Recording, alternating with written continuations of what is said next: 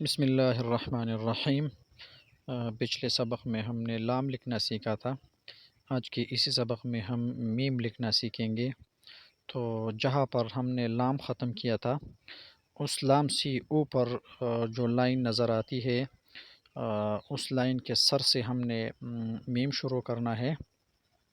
سب سے پہلے ہم ایک نقطہ، ایک الٹا سا نقطہ لگائیں گے اسی طرح۔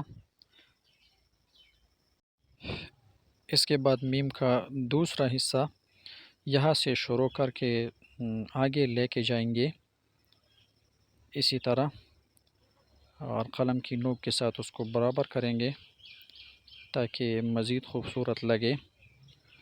اب یہاں سے نیچے نشست کے لائن سے بھی نیچے تک ہم نے ایک لمبا سا الف کھینچنا ہے جو پیمائش میں تقریباً 5 خط کا ہوتا ہے۔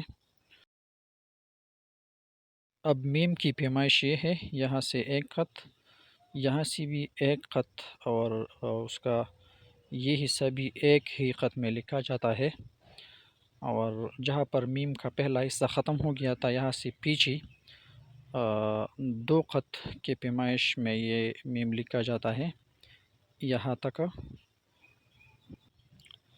اور اس کا آخری حصہ 1 خط، 2 خط، 3 خط، 4 خط اور 5 خط، یہ تقریباً 5 خط تک لمبا کھینچا جاتا ہے۔ میم کا جو آخری حصہ الف کی طرح جو ہوتا ہے وہ 5 خط میں لکھا جاتا ہے۔ تو یہ تھا ہمارا آج کا سبق میم۔